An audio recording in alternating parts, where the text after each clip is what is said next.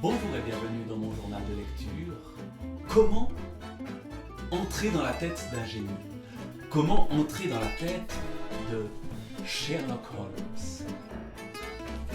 Eh bien, en suivant ces deux bandes dessinées, les deux parties d'une même affaire, l'affaire du ticket scandaleux, nous allons, avec Cyril Liéron et Benoît Dahan, pénétrer dans les arcanes compliquées de l'esprit génial de Sherlock Holmes.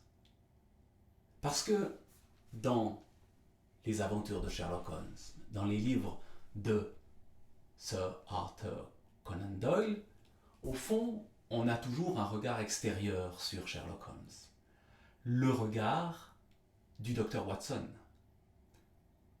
Voilà ce qu'on nous dit en 4e de couverture de cette bande dessinée. Dans les écrits de Conan Doyle, Watson n'a pu dépeindre que la face émergée de Sherlock Holmes. Mais dans cette enquête inédite, nous pénétrons visuellement le mental du détective, le long du fil de son raisonnement et à travers l'architecture de son monde interdit. Très attirant comme projet, pénétrer le mental de Sherlock Holmes. Entrer dans sa tête, vous voyez, il y a un trou dans la tête de Sherlock Holmes et on peut s'y nicher. Et donc, quand on lit cette bande dessinée, que lit-on? On lit une affaire typique du monde de Sherlock Holmes. L'affaire du ticket scandaleux. Prologue. Vendredi 7 novembre 1890, 3h12. Wandsworth Street, East End, Spitalfields.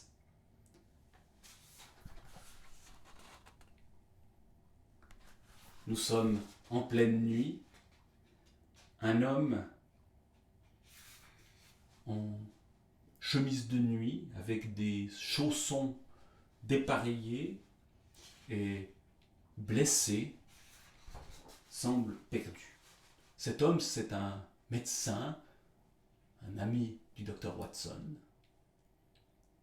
qui ne comprend pas pourquoi il se retrouve à cet endroit-là, à ce moment-là. Et comme on ne comprend pas quelque chose, pour le comprendre, on va faire appel à Sherlock Holmes, forcément. Sherlock Holmes, on note dans son esprit tout de suite, à la 2e page, un esprit sous l'effet de la cocaïne. Mais un esprit qui va rapidement se mettre en marche pour essayer de comprendre cette affaire. Et ce qui est intéressant dans la manière dont on nous raconte une affaire inédite résolue par Sherlock Holmes, c'est pas qu'on ait affaire à une énième histoire de Sherlock Holmes et qu'on résolve l'affaire. Forcément, on sait bien que Sherlock est un génie qui va trouver des indices et à partir de ces indices les comprendre ce qu'il s'est passé. Mais ce qui est intéressant, c'est qu'on les voit naître petit à petit. Sur cette page-là, par exemple, vous voyez une certaine liste d'indices reliés par un fil rouge. Et on voit la pensée de Sherlock Holmes. Il recueille les indices. Amnésie ponctuelle, nez irrité depuis plusieurs jours, chemise de nuit en pleine rue, chaussons féminins au pied droit, fruits écrasés sur chaussons, roulé-boulé, clavicule gauche cassée, East End Street. Et ensuite ça continue. fruitif, hauteur, vitesse, tissu déchiré et graisse.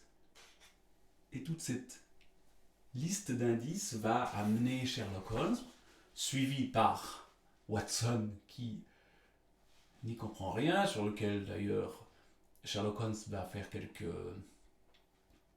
expérimentations de poison un peu dangereuses. On va entrer vraiment dans la tête de Sherlock Holmes. On le voit ici par cette image-là, où on est vraiment dans l'architecture mentale du personnage. Et au fil de l'histoire, on participe avec Sherlock Holmes à la résolution de l'enquête. Même si nous-mêmes, qui sommes des gens un peu moins géniaux que lui, sommes parfois un peu perdus dans ces pensées-là, il y a quelque chose d'assez fascinant. En tournant les pages de ce livre, tout d'un coup, les choses s'élaborent et des parses deviennent reliées. Et donc, cette histoire-là, qui se poursuit sur 2 volumes, va nous emmener dans Londres, mais aussi dans les colonies, en Chine notamment, et au théâtre. Il y a aussi une très belle ambiance de couleurs dans cette bande dessinée. Et beaucoup d'originalité dans la construction des pages. On passe d'une rue à l'autre avec une carte, mais on reste aussi dans la tête de Sherlock Holmes quand il réfléchit. Et c'est un très bel album, 2 très beaux albums. Chez nous on dit album, qui joue justement sur les couleurs, le contraste du bleu et du brun, ici par exemple. Et finalement, il résout l'énigme, mais je ne veux pas vous raconter l'énigme, ça n'a pas d'intérêt. Et à la dernière page, on voit les indices. Et ce qui est intéressant, c'est comment le fil des indices qu'on suit va aboutir à comprendre une affaire pourtant extrêmement tordue. Voilà. La tête de Sherlock Holmes est un trésor. Et grâce à Cyril Liéron et Benoît Dahan, j'ai pu entrer dans leur esprit, dans son esprit à lui, mais dans le leur aussi, puisque le scénario est de ces auteurs de bande dessinée qui, en reprenant un personnage célèbre, parviennent à le renouveler. Et c'est tout l'intérêt qu'on peut trouver dans un genre comme la bande dessinée, quand elle reprend des héros connus. J'en avais déjà parlé dans une vidéo sur Batman par exemple. Si la bande dessinée reprend ces héros connus et refait ce qui a déjà été fait ailleurs, ça n'a pas beaucoup d'intérêt. Si on trouve l'angle original, entrer dans la tête de Sherlock Holmes par exemple, là, ça marche.